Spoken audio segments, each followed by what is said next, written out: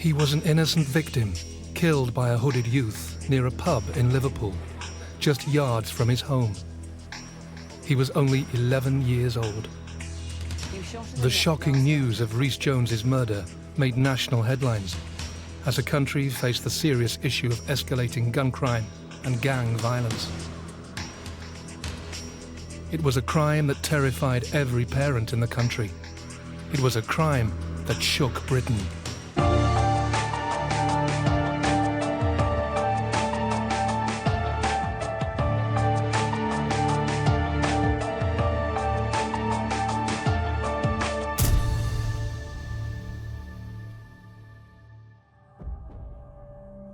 On the 22nd of August 2007, schoolboy Rhys Jones was walking home from football practice. He was shot dead by a teenage gunman on a bike. My baby was only 11. He didn't deserve this. The search for his killer was to become one of the biggest investigations Merseyside Police had ever seen. Today we've dedicated a further 100 officers to actually investigating this murder. Whilst the nation demanded justice for Rhys's family, a small group closed ranks around the murder. If you're the killer and you're watching this, turn yourself in. This is the story of the senseless killing of Rhys Jones, told from the inside through the eyewitness accounts of the family, friends, and detectives at the heart of the case.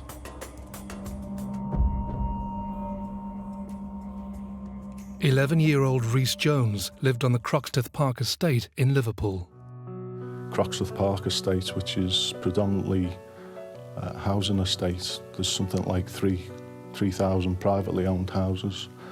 And in the middle of the estate is the Fir Tree pub. And then very close by is the only block of shops on that estate, with a medical centre, a school and a church nearby. We've lived on that estate for 17 years. I've never felt unsafe. It's a lovely area that we live in. Obviously seeing groups of kids knocking around, but you know, nothing more than what you do as a youngster yourself. You know. It's a really lovely looking estate. You know, you drive on it and there's trees, there's woods, there's plenty of greenery. All the houses are nice. With it being private, everyone has a bit more pride in their homes, and it's a lovely looking place. I'd never had any worries about letting the boys go out and play. We've never had any trouble up there. Although it's a massive estate, I would say it was quite close, really, because there's only a little block of shops, and obviously that's the centre point of the estate. I think most people know each other. Rhys lived with his mother Mel, father Steve, and older brother Owen. It was a happy family life, where Rhys was thriving. We were just like a normal family, you know. Steve works permanent nights. I had a little part-time job. The boys were both at school and both doing really well. Weekends were always a bit special because Steve was always off for the weekends, and we always make sure we do things together as a family. We gave him every encouragement to go out and, you know, be active and have a good time. Rhys was a popular personality and adored by those close to him. Rhys was a very happy and energetic little boy. He was also very funny and just a really outgoing little boy. He's one of those lads that you couldn't be mad at for very long. And even if you were mad at him, he'd just make you laugh. He's just lovable and likeable. Rhys was, he was cheeky little lad. He was always smiling, always laughing. He was always playing tricks, and he was dead mischievous. He'd always make mud balls and start throwing them at the kids, and then all the other kids would join in, and I'd just be tearing my hair out, like, shouting at him, you know. But Rhys's biggest passion was football. I think the passion for football that he has took up all of his life. It was just football, football, football. Played for the Fir Tree for about 12 months. I think he played his first season. He was going into playing his second season for them. He was a good footballer. You could see it from an early age. He could kick the ball further than other kids of his age, and you could see that there was something special about him.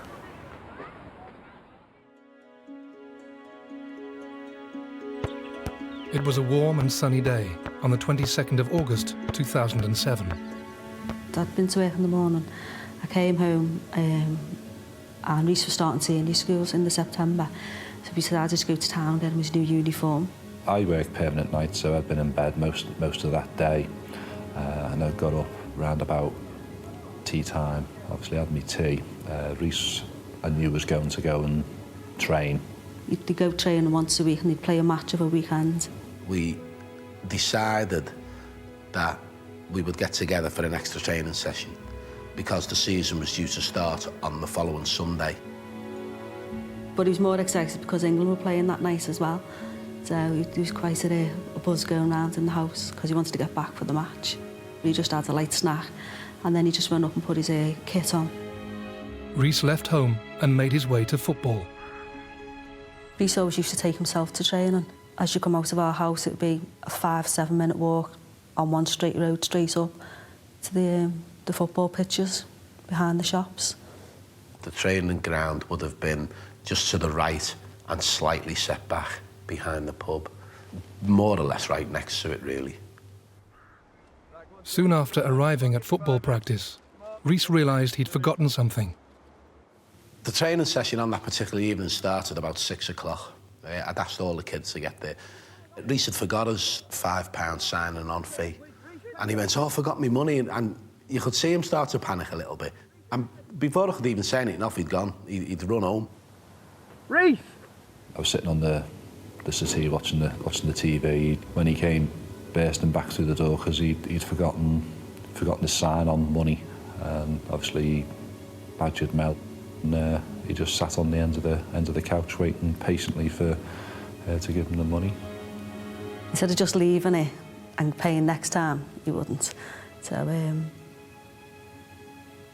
I gave him his signing on fee, and because he was going to be late, I put him in the car and I drove him the couple of minutes up the road to the training field. He just kissed me on the cheek and said, "Ta-ra, Mum, I'll be home to watch England."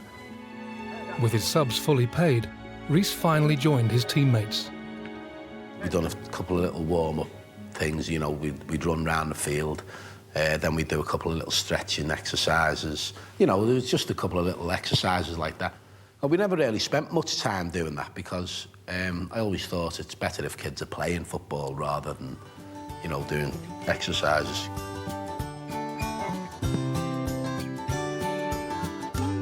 After a successful training session, Rhys was ready to make his way home, looking forward to watching England play Germany that evening. I was at the back of the car with the boot open, putting stuff in, and Rhys walked past the front of the car. And he said, "Ta-ra." And I said, "Where are you going? How are you getting home?" So he said, "It's all right, I'll walk." I asked Rhys to get in the car 2-3 times. And I even said to him, "No, come on, get in the car, I'll drop you off, it's no problem. Come on." And Rhys was adamant he was walking. Hey, Rhys! It was a pleasant evening as Rhys made his way home, a journey he had made countless times before, but one that would be his last.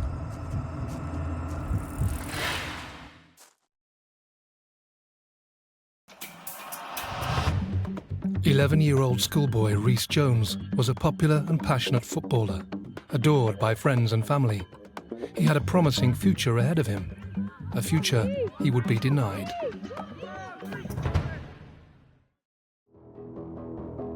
Having turned down a lift from his football coach, Rhys Jones was making his way home on foot. He took his usual shortcut across the Fir Tree Pub car park, only 500 yards from his home. The 22nd of August was a hot summer's evening. The pub was very busy. On that particular evening, England were playing Germany.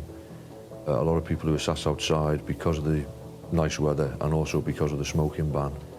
And Rhys at that time had finished his football practice and was walking the relatively short distance home from the football field. I jumped in my car and I drove probably 50 yards, and Sean was in the passenger seat and he screamed out Rhys's name. And I looked back, I've seen Rhys hit the floor, and I knew immediately he was hurt. The first thing that entered my head was he slipped. So I slammed the brakes on in the car and I jumped out. But by the time I'd done that, Sean had opened the door and jumped out. So he got to Rhys before I did.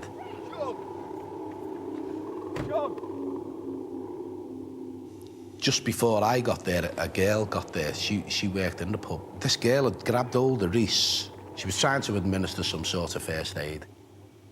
He was lying in like a pool, literally a pool of blood. The girl was shouting to me, he's been shot. Call an ambulance! It's just that bit, seeing him. Sean was hysterical. So I'm shouting to Sean, he'll be all right, but I just froze, it was numb, I couldn't have done anything at all.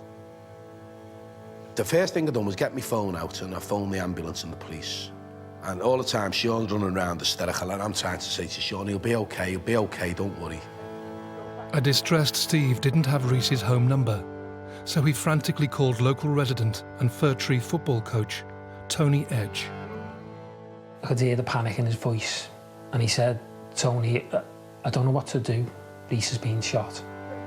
I started to shout a little bit. Just get round there and get his mum and get her here now, immediately. I remember just thinking, what am I going to say? What do you say to his mum or dad when they answer the door? Shocked and panicked, Tony raced over to the Joneses' family home. Well, I was just sitting on the settee watching the telly and there was a knock at the door. And I just opened the door and Tony was just standing there. I said, Steve just rang me and he said Rhys has been shot, but I don't know how bad it is. That's all I know. And he just went, you just need to come with me now. And I didn't even have time to think, or I just ran into the living room, grabbed my keys and my phone, and I just got in the car. Well, the distance from Rhys's house to the pub car park was about a minute in the car. We were just really in silence and we were just wanting to get there as soon as possible. I think I was just in disbelief. I couldn't comprehend what he'd said.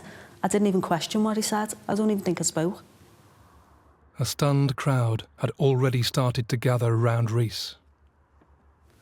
It seemed like there was hundreds of people all around. I couldn't see anything at first. I got out the car and I just heard someone shout, "Here's his mum."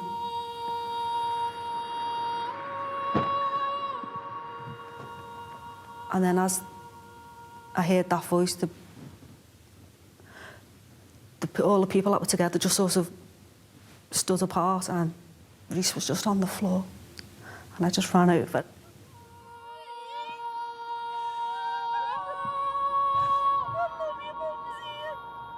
I couldn't really even see where he was hurt. I could just see the pool. He was lying in a pool of blood.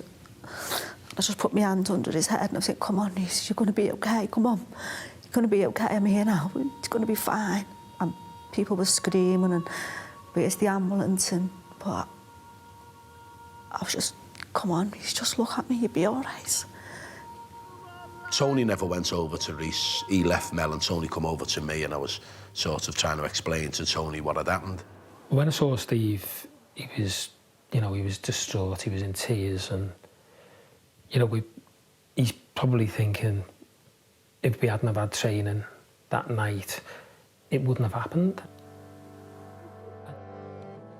It felt like an eternity till the ambulance arrived. It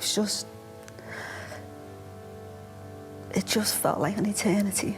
I was still there, still holding on to him. And then when the paramedics arrive and they're working on him, and I just wanted them to help Rhys. I just wanted them to save him.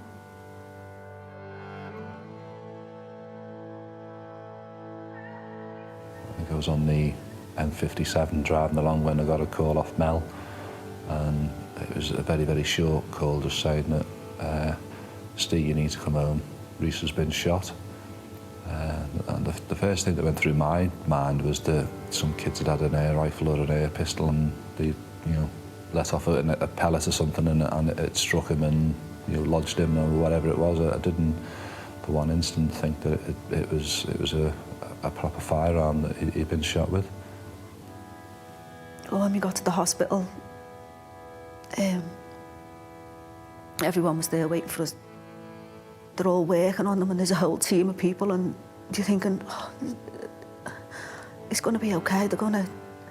And they allowed me and Steve to go in, and we were rubbing his legs and took his boots off, and we were rubbing his feet, and they were telling us to talk to him, and while they were all working on him, and we were thinking, it's going to be okay, it's going to be okay, because they know what they're doing, and they can save him, but they tried so hard, didn't they?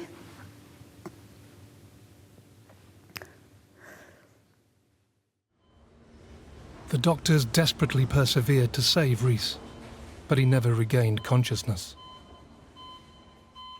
I think the hardest thing for us was leaving Rhys in the hospital. We didn't want to go home and leave him there.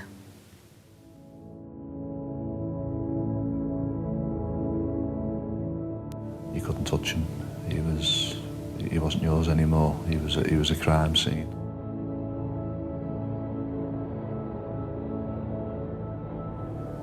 And we just went home in shock. We just went home, and we were just sitting in Rhys's room, and we just all started crying. We couldn't understand what's happened.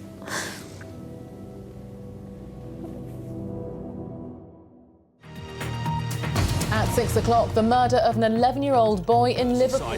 He was shot by another youth on a BMX outside the Fir Tree pub in Croxteth. He was shot in the neck last night in Croxteth on his way home from football practice.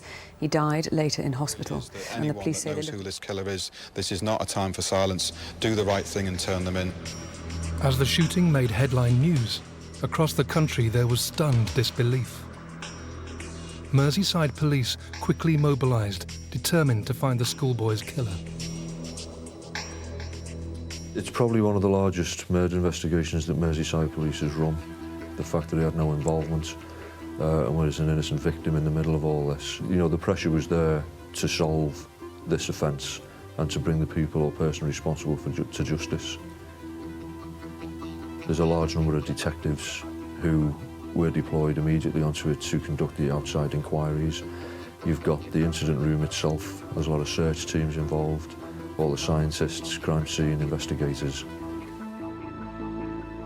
In the early hours of the investigation, it was clear to the police that the shooting was gang-related.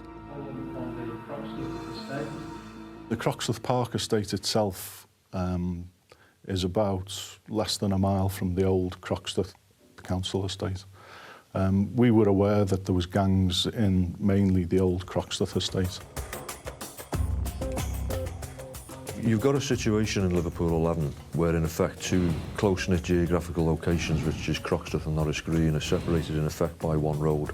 And over the years, there has been a number of incidents involving almost like conflict between these two groups, which had escalated and had started to actually use guns.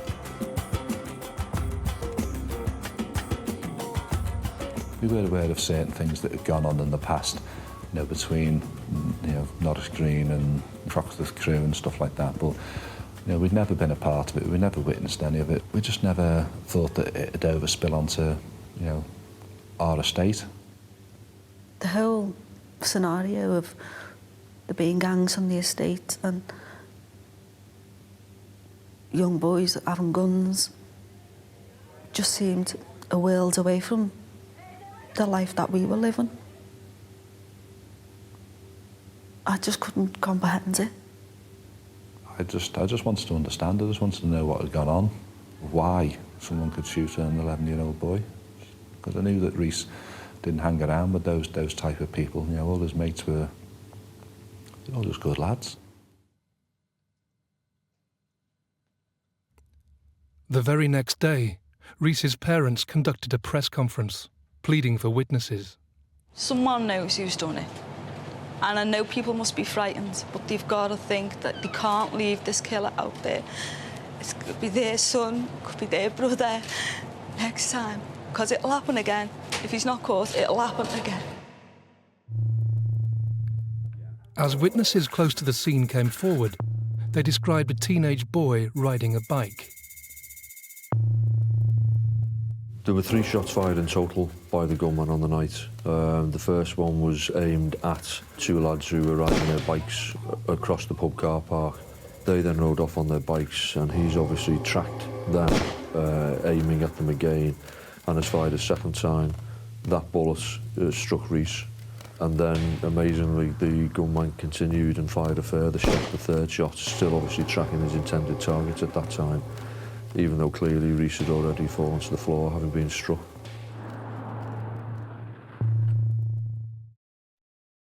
There was eyewitnesses who told us they'd seen the gunman, but unfortunately none of those were able to identify him.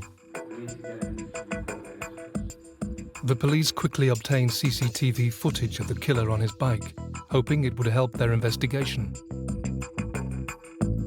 The significant piece of CCTV footage that we had and was used in this case was that taken from the pub system itself. That showed the gunman obviously approaching from the rear and going to either side of the pub. At that stage, he's clearly looking for his intended victims. You see him come back across the rear of the pub, and he then comes out the other side, which is at the point where he stood astride his bike and fired his weapon 3 times. When the gunman left the scene, we knew that he'd driven through the Croxteth Park estate on his bike. He'd crossed over Fir Tree Drive North and was narrowly missed by passing traffic, and across into Dam Wood, which is a wooded area that separates Croxteth Park and the old Croxteth estate. Unfortunately, it wasn't that clear with regards to the face of the gunman. But what it did give us, which is quite crucial, was the actual dimensions of the bike. As the killer made off with the gun, the pressure was now on the police to locate the gunman, bike, and the murder weapon. It was important to identify the offender at an early stage. Obviously, there's a youth out there who's armed, could well use that gun again, or himself could become a target for retribution.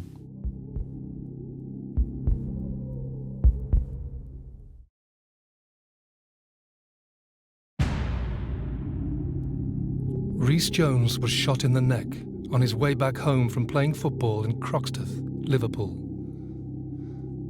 The gunman fled the scene with the murder weapon.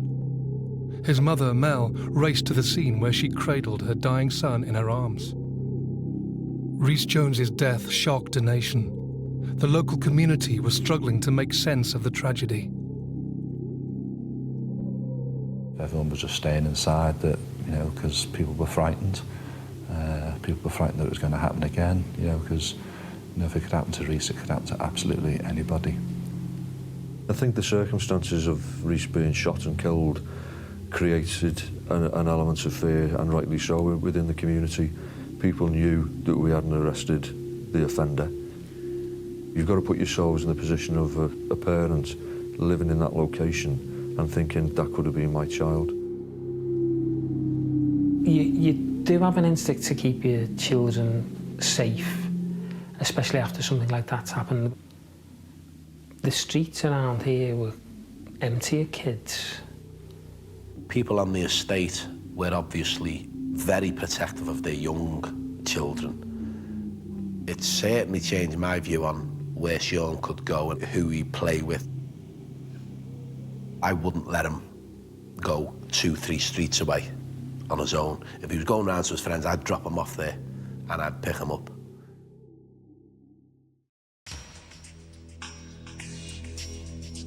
In the early stages of the murder investigation, the police already had a prime suspect. Postings on a social networking site had already named one boy as the alleged killer. 16-year-old Sean Mercer.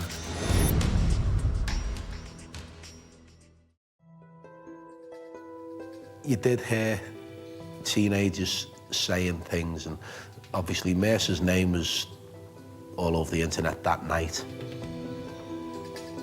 Mercer had a number of previous convictions, only a small amount for relatively minor crime. There was an ASBO in force against him at the time, but he was well known to the local police as being one of the youths who caused trouble, and he was related to the Croxteth crew. Rhys was shot on the evening of Wednesday, the 22nd of August. By the Friday, what we had then was a number of pieces of information and intelligence that had come into us to suggest who the potential suspects were in this. By the Saturday, so you're talking 3 days after the murder of Rhys, a number of arrests were made on the morning. Sean Mercer was arrested on that day with a lad by the name of Dean Kelly, as was James Yates. Mercer, because we thought he was the gunman, was put on an identification parade, and 5 witnesses who'd actually seen the gunman fire the gun across the car park were asked to attend that parade. None of them were able to identify Mercer as the gunman. When Mercer was initially interviewed, he gave a prepared statement through his solicitor, which said he'd been in the company of Dean Kelly, a friend of his, at the relevant time. He also said in that statement that the 2 bicycles we recovered from his house on the Saturday morning were the only bikes that he had. None of those 2 bikes matched the bike that we'd seen on the CCTV of the offender.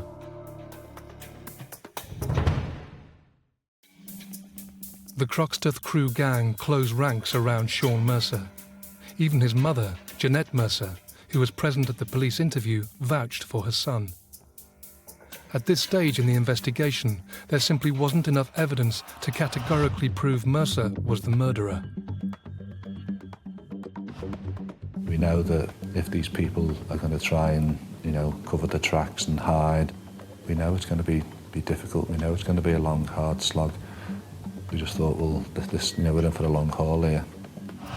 There was an element of silence around the actual offender, but only carried out by the people who knew and assisted him at the relevant time.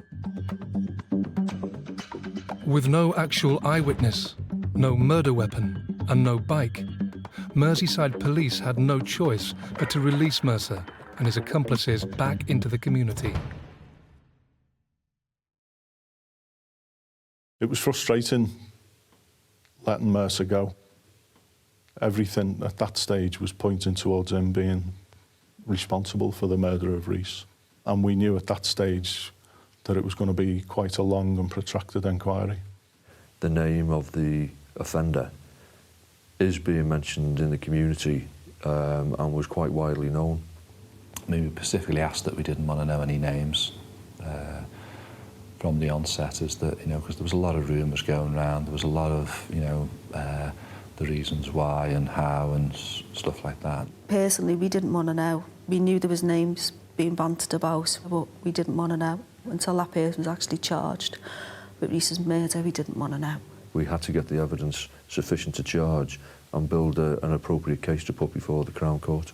We just can't put people away whilst we gather the evidence.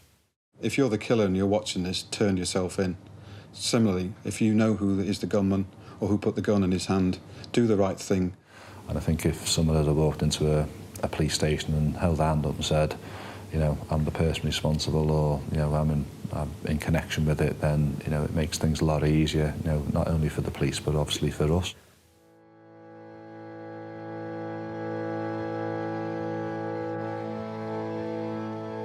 Thousands of mourners gathered at Liverpool's Anglican Cathedral for the funeral service of Rhys Jones. The murdered schoolboy was laid to rest.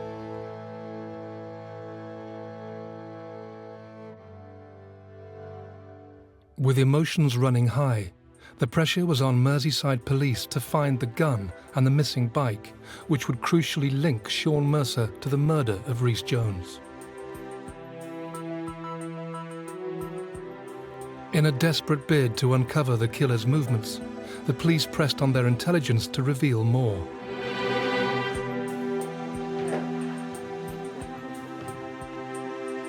There was 2 calls made to Mercer before the murder of Rhys, and obviously what we would infer from that is that they were calls to say that the intended victim was in the area.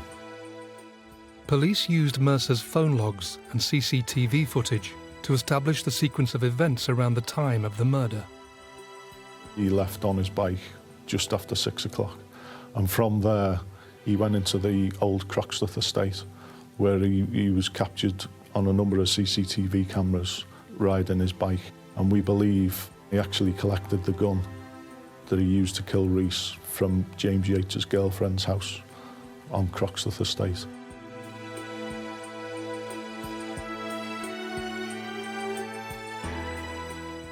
We established that the offender, having taken possession of the gun, he then went and carried out the shooting, obviously striking Rhys in that process. Following the shooting, Mercer rode off to the home of a 15-year-old boy, referred to as Boy M. We believe Mercer chose Boy M's house for a number of reasons. A, it was the closest of his associates to the Croxteth Park estate, so we could get there quickly and get off the streets as quick as possible. And also Boy M was only 15 years old at the time, and while not a member of the Croxteth crew, he had been involved in gang activity. He was young, he had behavioural problems himself, and Mercer knew he could tell Boy M what to do, and Boy M would do it.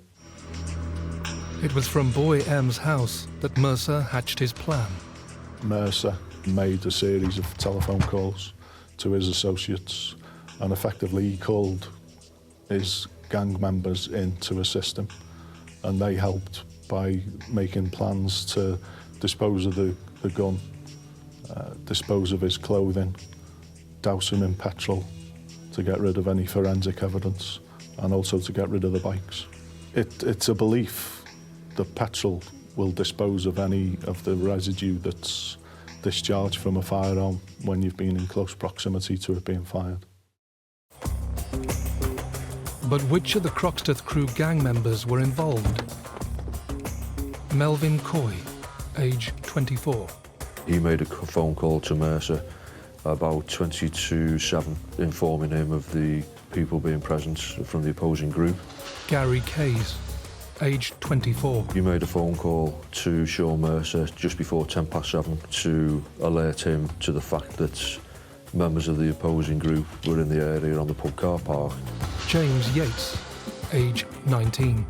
James Yates was an associate of Sean Mercer, and he had actually given the gun to Mercer on the night in question. Nathan Quinn, age 16.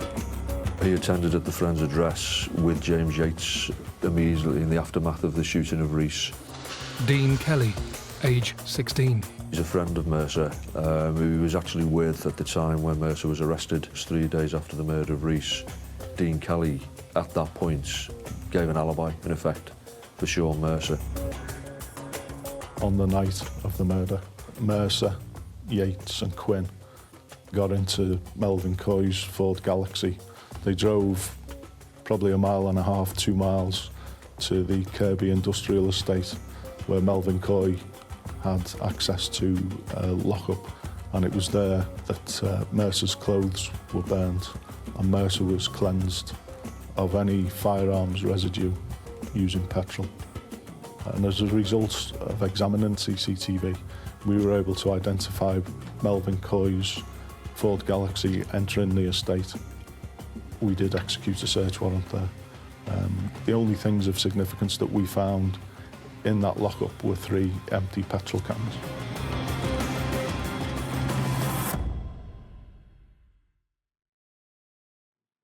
Having quite clearly established Sean Mercer's movements, the police needed to trace what had happened to the murder weapon. As a result of intelligence that we'd received, a search warrant was executed at the home address of Boy X. In the loft, we recovered a Smith & Wesson revolver, a self-loading pistol and ammunition that fitted both of those guns. The type of residue that was recovered by the forensic scientists from the gun matched the residue that was recovered from Rhys's football shirt that he was wearing at the time. Boy X was arrested and interviewed. He gave us an account that Mercer had phoned him, told him to come up to Boy M's house, went into the house and was confronted by Mercer, who gave him the package and told him to take it back and hide it. Our boy X was petrified. He felt intimidated by Mercer. Mercer called boy X because he knew of him and knew him from the area, but boy X was not a member of the same group that Mercer was. Boy X took the gun to his home address and he left it in the back garden. And then on the Sunday, another associate of the main offender moved that gun into the loft of boy X's address. With such a crucial statement, Merseyside Police took the unusual decision to file an application with the Crown Prosecution Service to offer boy X immunity. The use of that legislation is very, very rare, and particularly where a youth is concerned. Witness testimony from boy X was a major part in the inquiry. The evidence was slowly mounting against Mercer and his gang. As the police were waiting to hear back from the CPS, they still needed to track down a vital missing piece of the evidence that would bring Mercer to justice.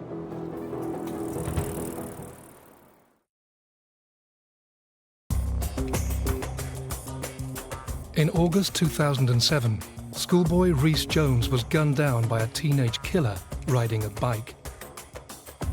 Merseyside Police arrested and questioned various youths from Liverpool's notorious Croxteth crew gang, including prime suspect Sean Mercer. But despite having to release Mercer and his gang members as they carried out further investigation, the police were quickly converting intelligence into evidence. Having recovered the murder weapon, the police were now awaiting approval from the CPS to see whether boy X would be granted immunity if he testified against Mercer. But there was still the question of the missing bike.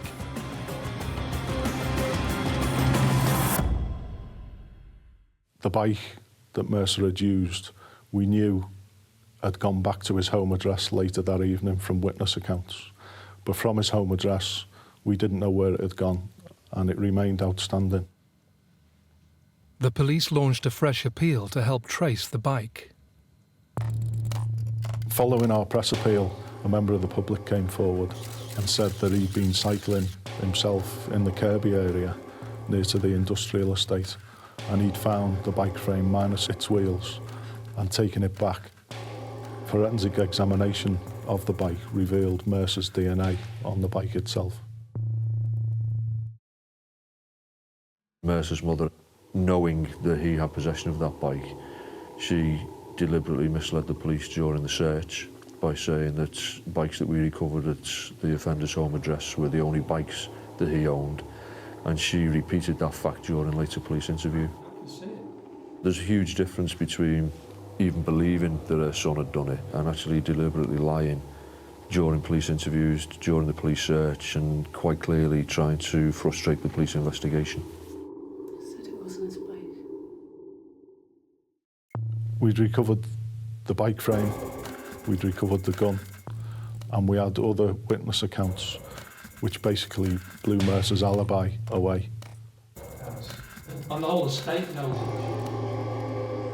All that remained was a decision from the Crown Prosecution Service on boy X. In April 2008, the CPS had made their decision. When the Attorney General had made the decision that boy X was going to be offered immunity from prosecution, within days we re-interviewed boy X, obtained his witness account. He entered into the agreement with the Crown Prosecution Service that he would give truthful evidence in return for the immunity from prosecution. On the 15th of April 2008, Merseyside Police arrested 14 people, including Sean Mercer, James Yates, Gary Kays, Melvin Coy, Dean Kelly, Nathan Quinn and boy M. And they were subsequently charged, Mercer with the murder of Rhys and the others with assisting him to dispose of evidence. When Mercer was arrested on the 15th of April, he was interviewed again he produced a prepared statement in which he denied any involvement in the murder of Rhys and chose not to answer any further questions. Gary Kays and Melvin Coy basically denied being involved in assisting Mercer. The others, when they were interviewed, there was a mixture of people choosing not to answer questions, saying no comment. As well as the Croxteth crew gang members, a number of adults were also arrested. Because we knew Jeanette Mercer had lied to us when she'd made witness statements, saying that Sean Mercer had only had the 2 bikes we'd recovered from the house, and because she had possession of his mountain bike on the night of the murder, a decision was made to arrest her. He said, at his house? She denied any involvement. Unless someone had taken it? James Yates's parents, Francis and Marie Yates, were heavily involved in trying to assist Mercer and their own son. We know that Francis and Marie Yates burnt a SIM card that the police failed to find when they'd searched James Yates's house, and that was the SIM card that he'd been using at the time, and that was crucial evidence. I think it was shocking, sort of like the help that they got, and it wasn't, so much as, Mercer and his mates that sort of like, took him away, whisked him away and doused him with the petrol, got rid of evidence, got rid of the bike and stuff like that. But it's the adults that were involved with it as well. Almost 14 months after Rhys's murder, the trial took place at Liverpool Crown Court. Sean Mercer pleaded not guilty. Throughout the trial, Mercer and his 6 associates were in the dock and frequently would be laughing and joking, and not listening to what was going on. And it was an 11-week trial, and it was a terrible ordeal for us to go through and to listen to, and you're scared to let your emotions out because you think if you do, you're never going to stop crying. You're never going to pull yourself together again. I think it's fair to say that the behaviour of Sean Mercer and all those people in the dock with him at that time was poor, to say the least. This was all done in front of Rhys's mum and dad as well. I think that is unforgivable, but I also think it actually shows the type of people that we're dealing with here. The jury found Mercer guilty of the murder of Rhys Jones. He was sentenced to 22 years in prison. Mercer showed no remorse at all. Even when he was sentenced, very little emotion on his face. He's destroyed us. He destroys our life.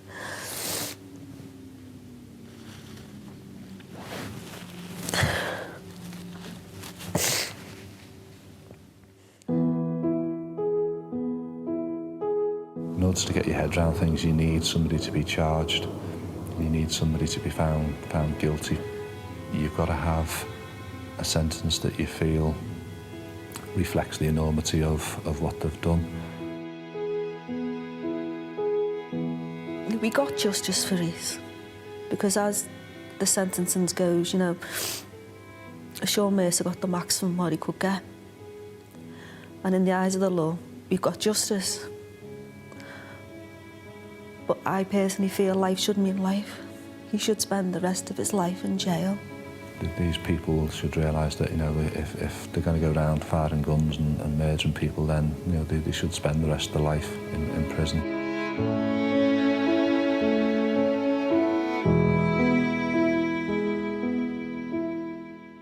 There does need to be change regarding guns and gangs.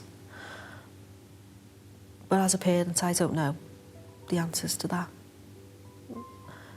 I think the police and the politicians need to sort that out.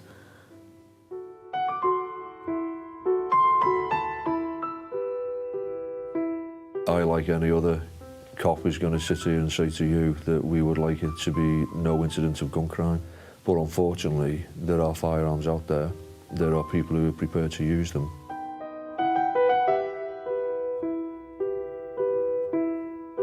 Something needs to be done. It could start with tougher sentencing, give the judges the tools to do the job, get these people off the streets, get get them to learn the lesson that, you know, if you're going to get caught with a gun, you're going to end up with a hefty sentence, and, you know, and make them serve that sentence. But Rhys's death would not be in vain. We've set a charity up in Rhys's name. It's the Rhys Jones Memorial Fund. The charity is to raise enough money to build a much-needed community centre in Croxteth Park, where we live. Somewhere for all the kids to go, keep them off the streets, keep them busy, give them an interest. I work quite closely with Steve Gagan, which is, we do a soccer competition each year for the kids. Fair Tree take part, you know, the old lads that Rhys used to play football with, and it's a really, really good competition. Rhys just lived for football. Everything evolved around football, and in terms of keeping Rhys's memory alive, then the most appropriate way to do it is through football. I just remember Rhys as being a really bubbly, lovable lad. He'd just make you laugh. I just remember Rhys smiling. He was always smiling, he was always laughing, always joking around. And he was always his most happiest when he was playing football.